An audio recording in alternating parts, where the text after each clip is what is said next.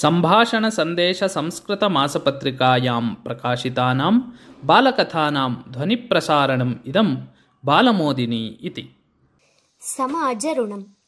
कश्चन निर्धनः कदाचित् प्राणवियोगं प्राप्नोत्। तस्य पुत्राः अल्पवयस्काः। पत्युः मरणात् तत्पत्नी चिन्ताक्रान्ता जाता।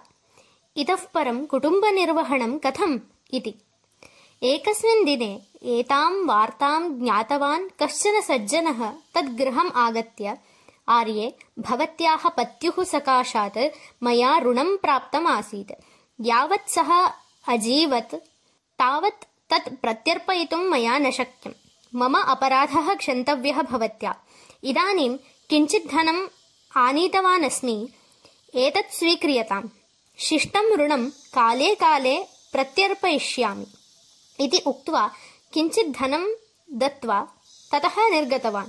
सा महिला कृतज्ञतापूर्वकं तत् धनं स्वीकृतवती। एवमेव 3-4 वर्षाणि यावत् सः तस्यै निर्धनायै तदा तदा धनं दत्तवान्।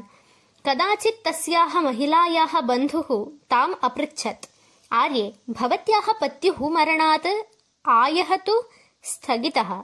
एवं स्थिते कुटुम्बनिर्वहणं कथं क्रियते भवत्या इति।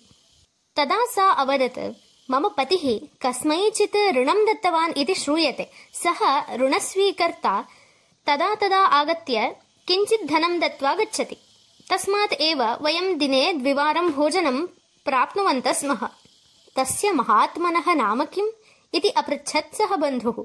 तस्य नाम न ज्ञायते, तस्य आकारः तु इति उक्त्वा धनदातुः रूपस्वरूपादिकं विवृतवती सा महिला।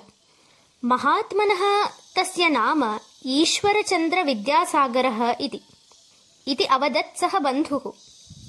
सः तु मम पतिसकाशात् किमर्थं ऋणं स्वीकृतवान् इति आश्चर्येण अपृच्छत् सा महिला। तस्य स्वभावः एव तादृशः। तत् ऋणं तु समाजऋणम्।